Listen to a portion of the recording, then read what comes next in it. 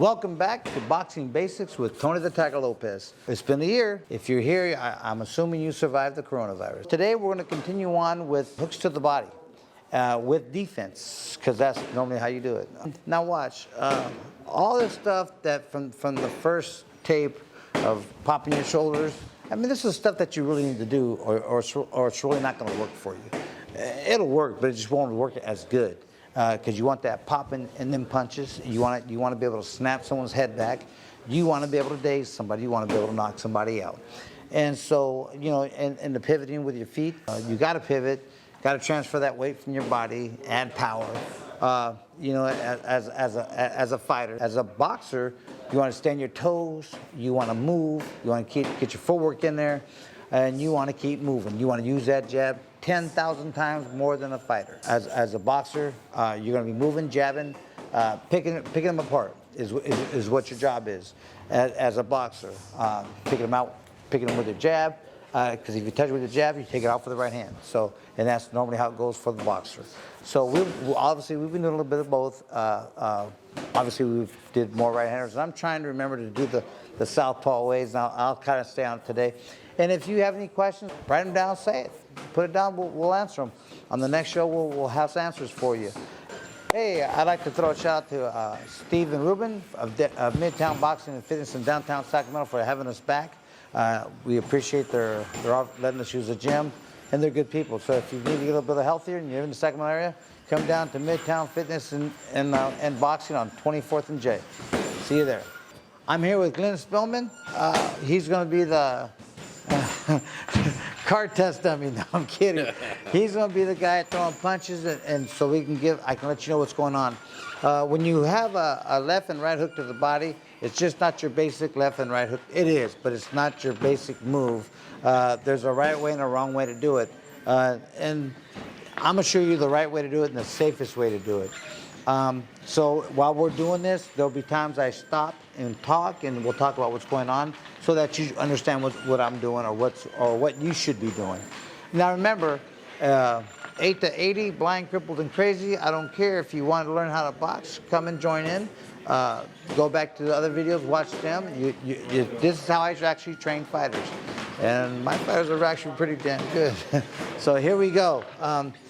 We're going to do the right hand stance first. I'm on the receiving end, so we're going to do that first. We're going to start with the left hook because when you shoot with the left hook to the body, I call it make a miss and make him pay. Well, I'm making a miss because he's going to throw that left hook, and I'm going under, so I'm making a miss, right?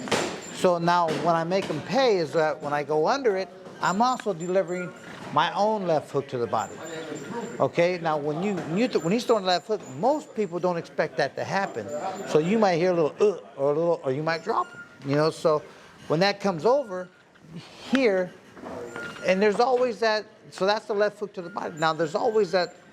What happens after that? Well, there's all kinds of things you can do after that. After he throws left hook after I throw left hook to the body, what's his natural thing to do is to throw here. But so when you throw that left hook to the body, then you step over here this way a little bit so I can show them. Throw left hook to the body. Don't stop here. Do not stop here. It's not over. When you start at a position here, to the left hook, you end at a position here because he's going to throw something else. Because every time you hit, make a miss, expect him to throw something else. So the expectations that he's going to throw, and watch, almost all the fights you watch, most of your punches are going to be left, right, left, right, left, right, left, right. Once in a while, they might throw a left, left, left, right, left, left, right, right, right, left. Very seldom, but it happens for the smarter fighters. So it's normally left, right, left, right. So he's going to throw the left. Guess what's going to happen next? That right's coming. So you slip the right. Now, there's all kinds of ways you can attack from that point. I really don't want to confuse you, so I don't really want to tell you too much now. So that will be later. So when he throws that left hook, I'm here. Now when I'm throwing my left hook, I'm pivoting. I'm turning my body. I'm turning my waist, and I'm coming with it. I'm bringing it. So I'm bringing it with me. So when you go, push off your left front leg for the right-hander. Push off your left front leg and push. put all your weight on your right leg. So you're transferring your weight. So you're not just hitting them with your fist or your arm. You're going to hit them with your body weight. Bam! You're going to bring it. It's the same thing for the for his right hook. You want a simple right hook? It's the same thing. Bring and turn your body. You're pivoting. You're doing everything. You're bringing your weight from here, from one end, from the middle, to the front left foot. So when you do that, you bring all your weight with you. And you bring that power hand. You bring that power hook. Now when you throw the hook, that hook is thrown not like this, not like this. A hook is thrown like this, fist up. You see, and everybody's comfortable throwing a left hook like this. I was taught to throw the left hook like this. I actually can see it being thrown like this too, because it's catching the ribs to the guy's body. You're going here. Okay, so that makes sense to me. So that's okay. I would even say that's okay. Although I was taught to do this, I think doing this is okay. It feels better anyways. So when you come with that right hand here, transfer your weight, come over, and let's go a little bit deeper than that right now. So, because it doesn't make sense.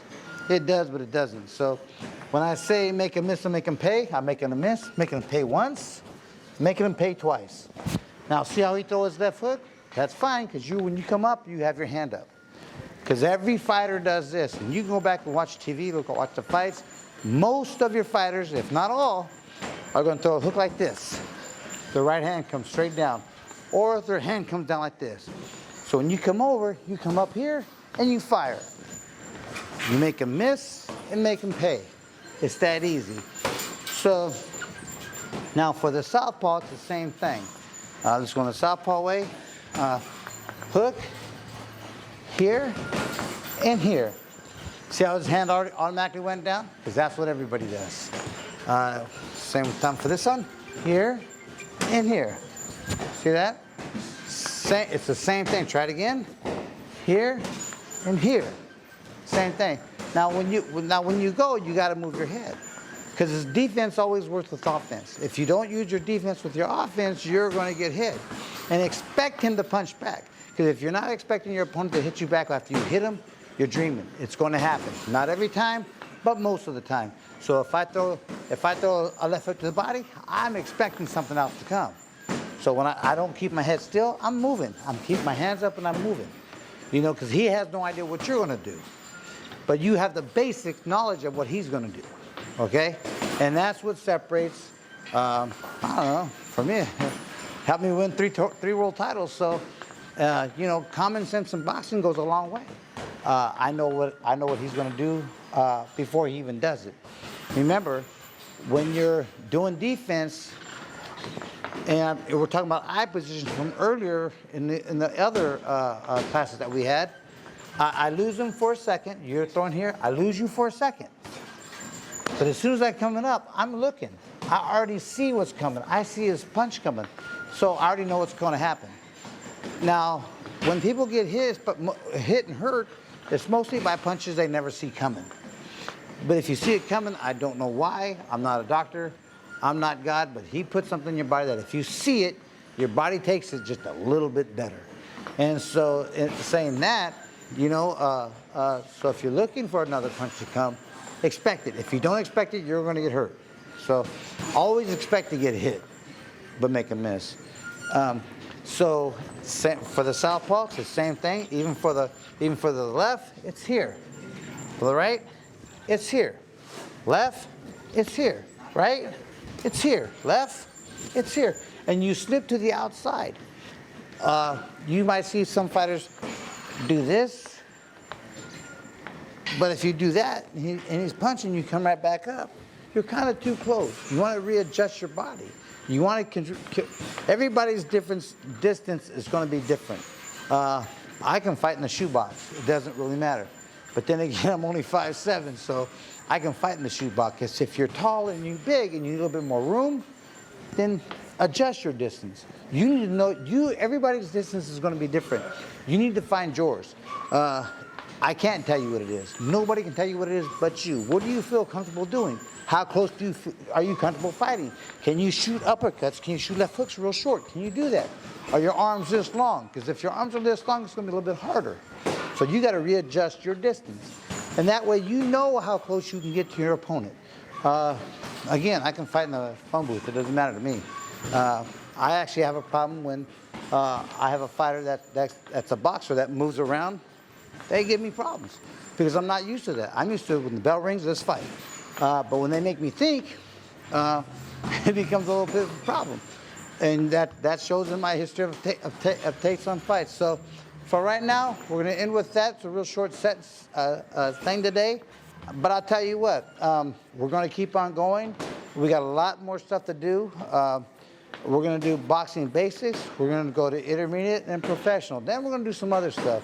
And you really want to keep watching these videos because if you're practicing, rather you're 8 to 80, blind, crippled, and crazy, it doesn't really matter. It's going to work for you. But you got to do it every day. It's not something you can do once in a while and think, oh, hey, I think I got it. No, you don't really have it. I'm not teaching you how to fight. I'm teaching your body how to react. And remember, focus your eyes on your opponent's eyes. Don't ever lose them. Don't ever take your eyes off your opponent's eyes. The only time you really do that is on that bob and weave when you lose them for a second. But when you're coming back up, you're looking. Because you're looking for that next punch that he's throwing. So you want to be prepared for it. All the old boxing classes that we have on, you need to really watch them and pay attention. Because they all lead to the final inning of being a really good fighter. Everybody's going to be different. We're going to have southpaws, we're going to have tall guys, short guys, fat guys, skinny guys. It doesn't matter. Women, kids, it doesn't really matter. But find what's going to work for you and then use it. Okay?